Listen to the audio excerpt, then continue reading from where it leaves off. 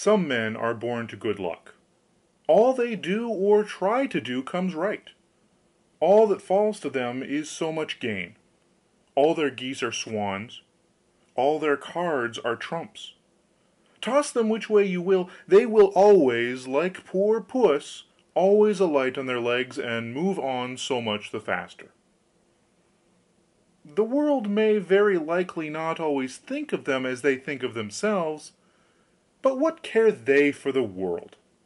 What can it know about the matter? One of these lucky beings was neighbor Hans. 7 long years he had worked hard for his master. At last he said, "Master, my time is up. I must go home and see my poor mother once more. So pray pay me my wages and let me go."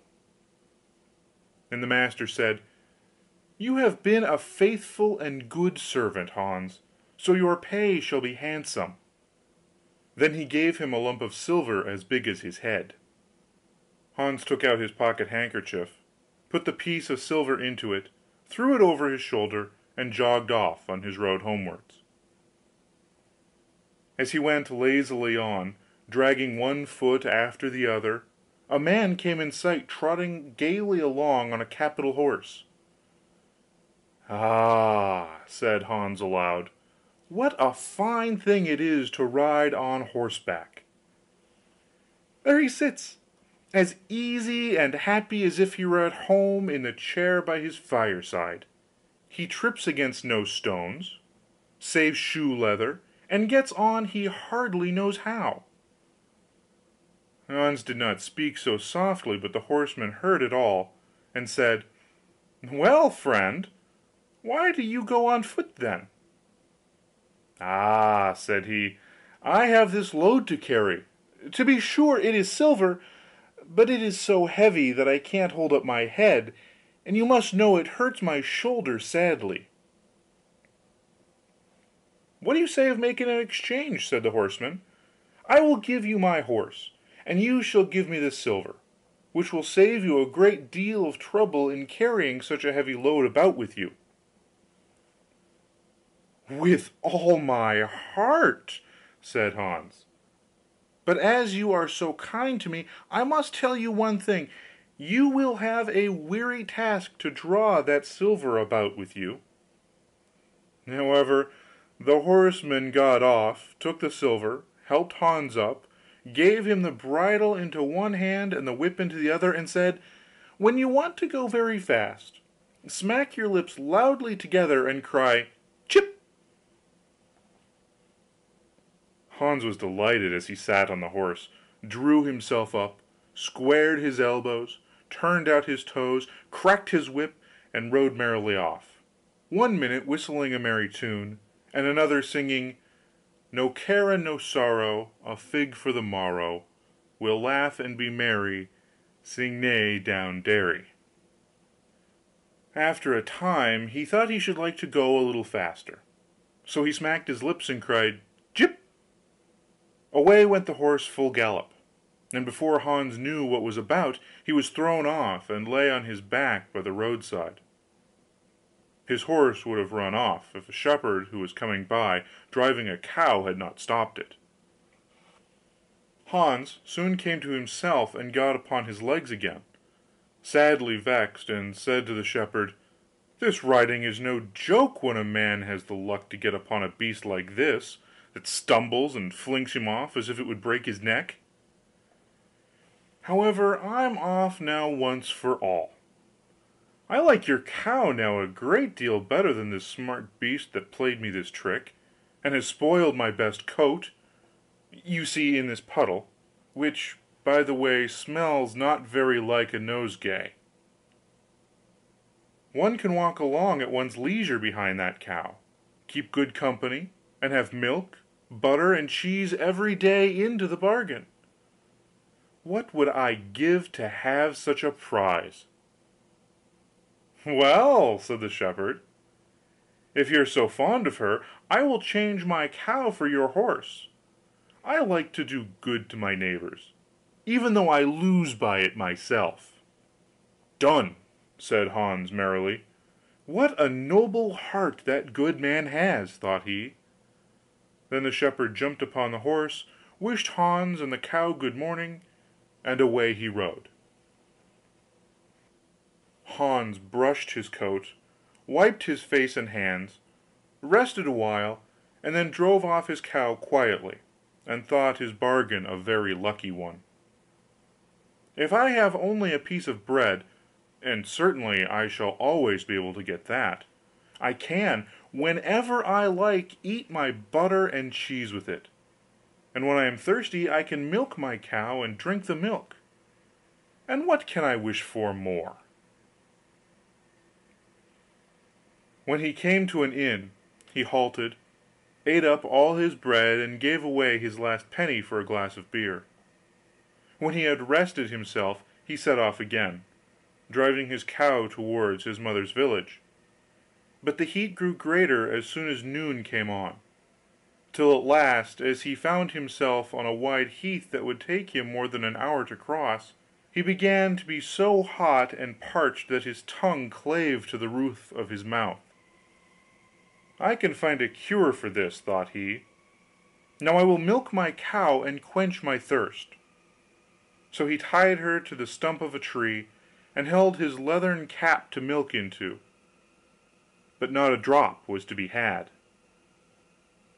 Who would have thought that this cow, which was to bring him milk and butter and cheese, was all that time utterly dry? Hans had not thought of looking to that. While he was trying his luck in milking, and managing the matter very clumsily, the uneasy beast began to think him very troublesome, and at last gave him such a kick on the head as knocked him down, and there he lay a long while senseless. Luckily a butcher soon came by, driving a pig in a wheelbarrow. "What is the matter with you, my man?" said the butcher, as he helped him up. Hans told him what had happened, how he was dry and wanted to milk his cow, but found that the cow was dry too. Then the butcher gave him a flask of ale, saying, "There, drink and refresh yourself; your cow will give you no milk. Don't you see she is an old beast, good for nothing but the slaughter house?" "Alas, alas!" said Hans, "who would have thought it? What a shame to take my horse and give me only a dry cow! If I kill her, what will she be good for? I hate cow beef; it is not tender enough for me. If it were a pig, now, like that fat gentleman you are driving along at his ease, one could do something with it; it would at any rate make sausages." "Well," said the butcher, "I don't like to say no when one is asked to do a kind neighbourly thing. To please you I will change and give you my fine fat pig for the cow." "Heaven reward you for your kindness and self denial," said Hans, as he gave the butcher the cow, and taking the pig off the wheelbarrow drove it away, holding it by the string that was tied to its leg. So on he jogged, and all seemed now to go right with him. He had met with some misfortunes, to be sure, but he was now well repaid for all. How could it be otherwise with such a travelling companion as he had at last got?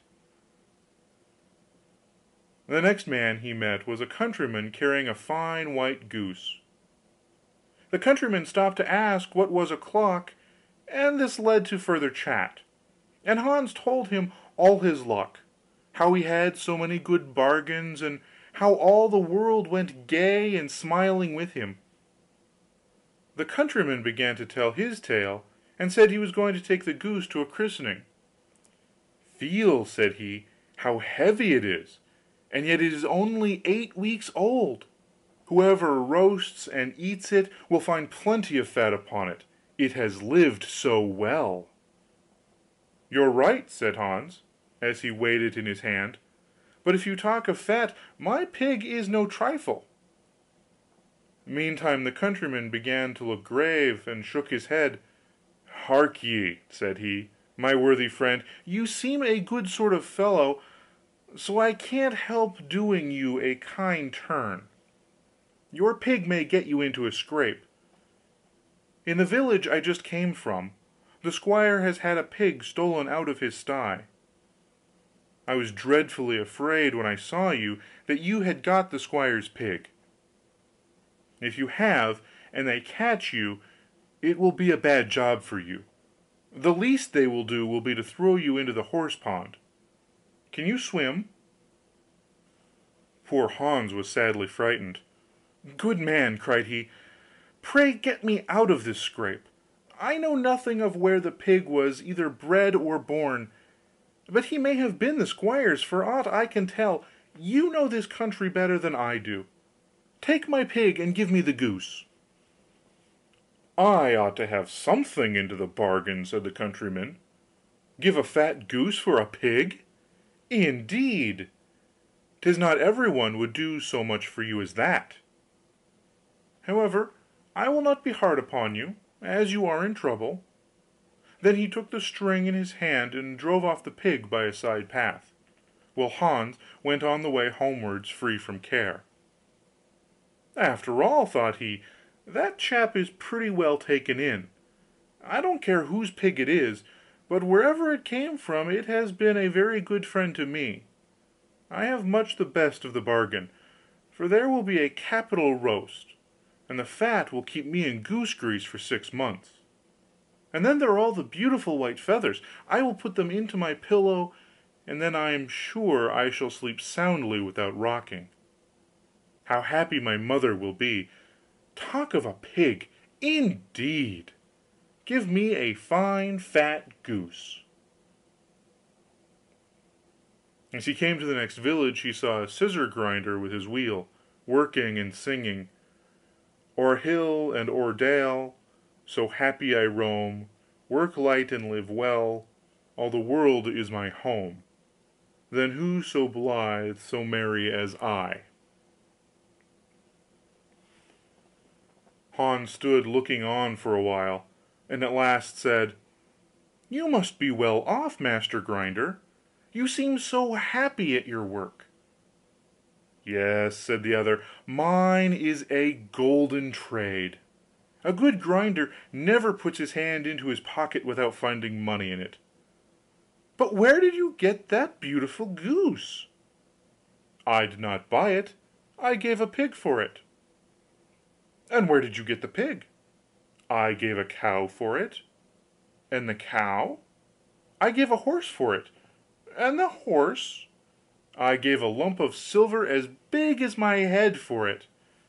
"And the silver?" "Oh, I worked hard for that 7 long years."